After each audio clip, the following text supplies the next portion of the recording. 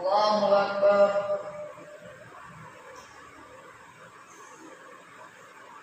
الحمد لله رب العالمين الرحمن الرحيم مالك يوم الدين إياك نعبد وإياك نستعين اهدنا الصراط المستقيم صراط الذين أنعمت عليهم غير المغضوب عليهم ولا الضالين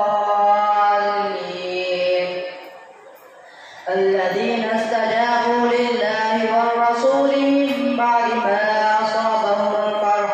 للذين أحسنوا منهم واتقوا أجر عظيم الذين قال لهم الناس إن الناس قد جمعوا لكم فاخشوهم فزادهم إيمانا وقالوا حسبنا الله ونعم الوكيل فانقلبوا بنعمة من الله وفضل لم يمسسهم سوء واتبعوا رضوان الله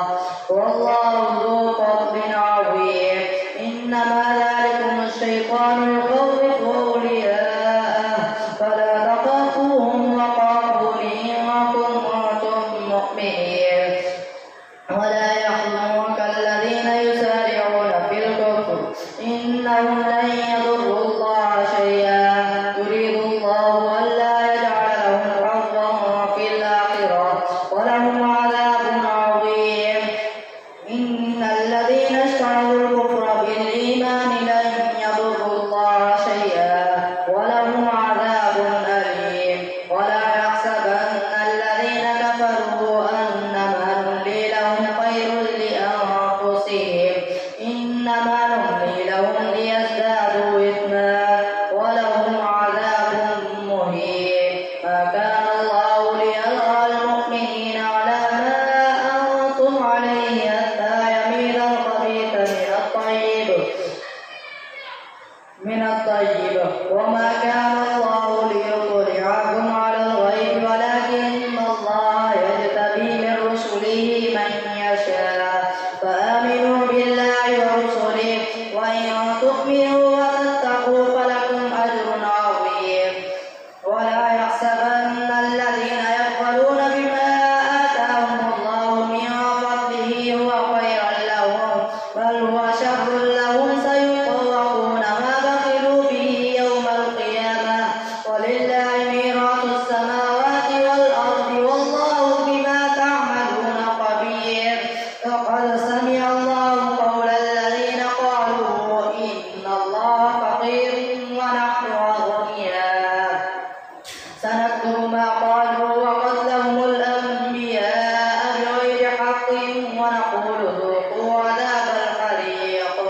ذلك بما قدمت أيديكم وأن الله ليس بظلام للعبيد الذين قالوا إن الله عهد إلينا ألا نؤمن لرسول حتى يأتينا بقربان تأكله النار قل قد جاءكم رسل من قبلي بالبينات وبالذي قلتم فلم قتلتموهم إن كنتم صادقين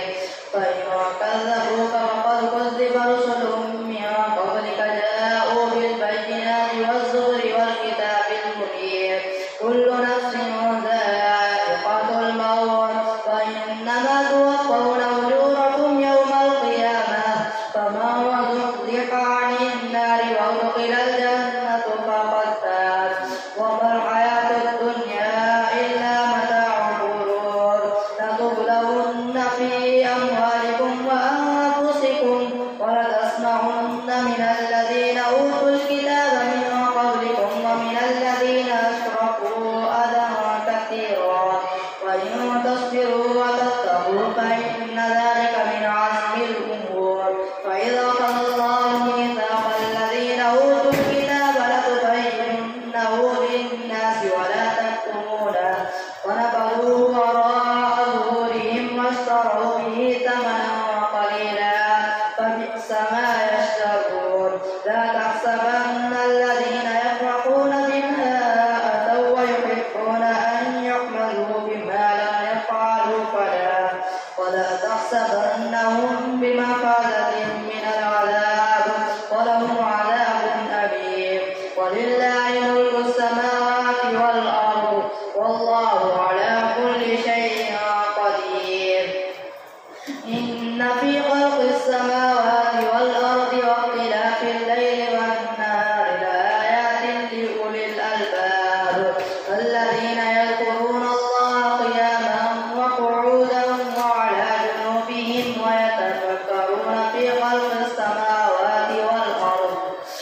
ربنا ما خلقت هذا باطلا سبحانك فقنا عذاب النار ربنا إنك من تدخل النار فقد أخزيته وما للظالمين من أنصار ربنا إننا سمعنا مناديا ينادي للإيمان أن آمنوا بربكم فآمنا ربنا فاغفر لنا ذنوبنا وكفر عنا سيئاتنا وتوفنا مع الأبرار ربنا وآتنا ما وعدتنا على رسلك ولا تخزنا يوم القيامة إنك لا تخلف الميعاد فاستجاب لهم ربهم أني لا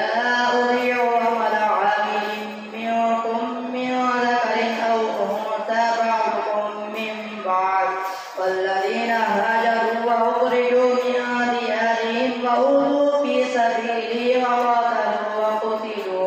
وقتلوا لأكفرن عنهم سيئاتهم ولأدخلنهم جنات تجري من تحتها الأنهار ثوابا من عند الله والله عنده حسن الثواب لا يغرنك تقلب الذين كفروا في البلاد متاع قليل ثم مأواهم جهنم وبئس المهاد لكن الذين اتقوا ربهم لهم جنات تجري من تحتها الأنهار خالدين فيها نزلا من عند الله وما عند الله خير للأبرار وإن من أهل الكتاب لمن يؤمن بالله وما أنزل إليكم وما أنزل إليهم خاشعين لله لا يشترون بآيات الله ثمنا قليلا أولئك لهم أجرهم عند ربهم إن الله سريع الحساب يا أيها الذين آمنوا اصبروا وصابروا ورابطوا واتقوا الله لعلكم تفلحون الله أكبر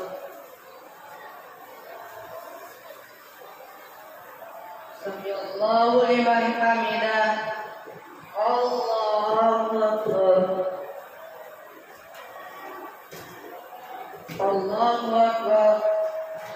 الله أكبر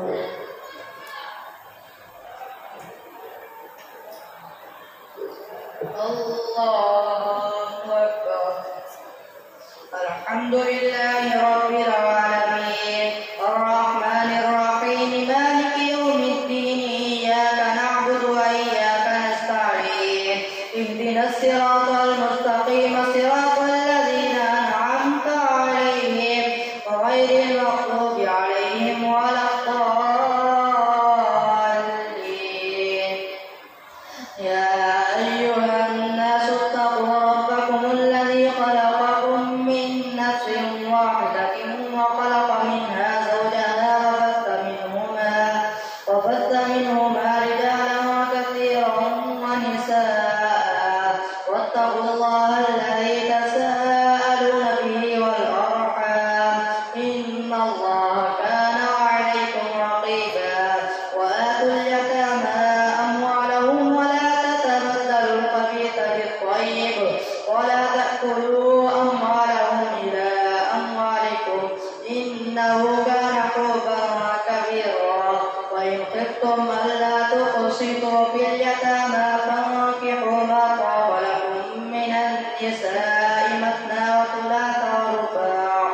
فإن خفتم ألا تعدلوا فواحدة أو ما ملكت أيمانكم ذلك أدنى ألا تعولوا وآتوا النساء صدقاتهن نحلة فإن طبن لكم عن شيء منه نفسا فكلوه هنيئا مريئا ولا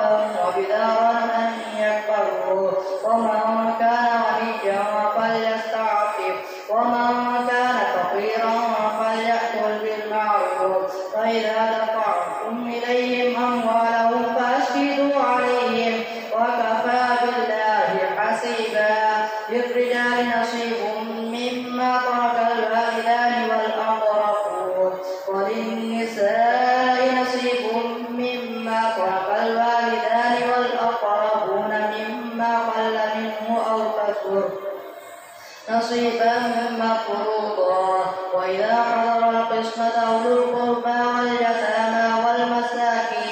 والمساكين فارزقوهم منه وقولوا لهم قولا معروفا وليخشى الذين لو تركوا من خلفهم ذرية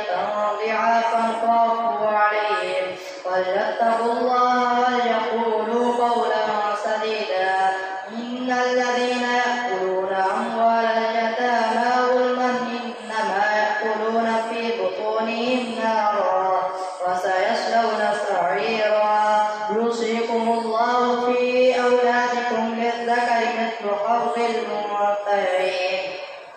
فإن كن نساء فوق اثنتين فلهن ثلثا ما ترك وإن كانت واحدة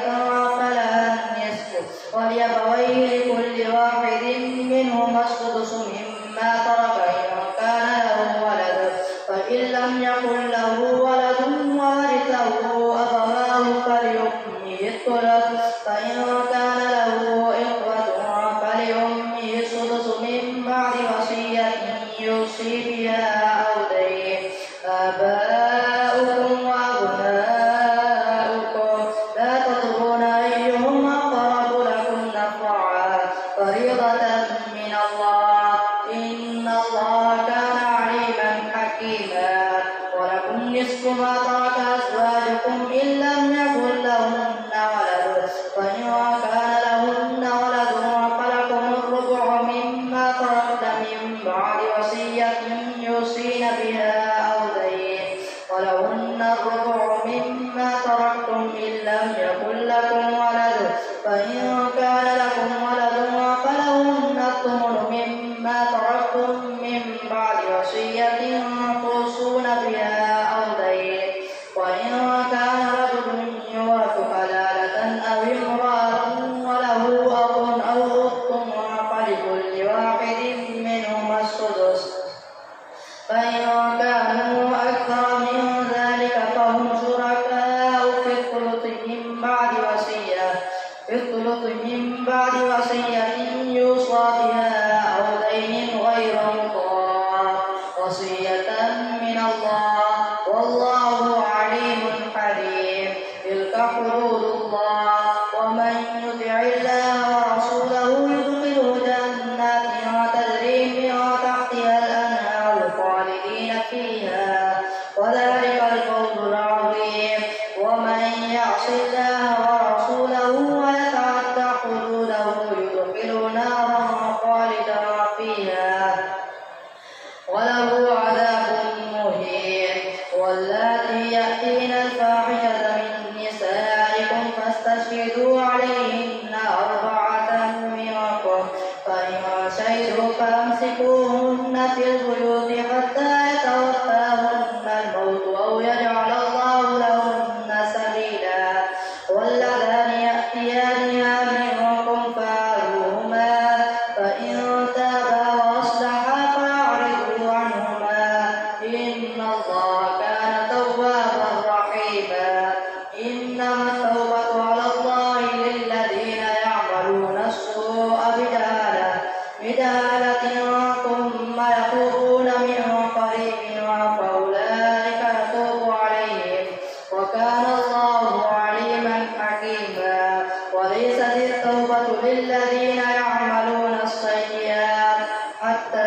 إذا حضر أحدهم الموت قال إني تبت الآن ولا الذين يموتون وهم كفار أولئك أعتدنا لهم عذابا أليما يا أيها الذين آمنوا لا يحل لكم أن ترثوا النساء كرها ولا تعضلوهن لتذهبوا ببعض ما آتيتموهن إلا أن يأتين بفاحشة مبينة وعاشروهن بالمعروف فإن كرهتموهن فعسى أن تكرهوا شيئا ويجعل الله فيه خيرا كثيرا وإن أردتم استبدال زوج مكان زوج وآتيتم إحداهن قنطارا فلا تأخذوا منه شيئا أتأخذونه بهتانا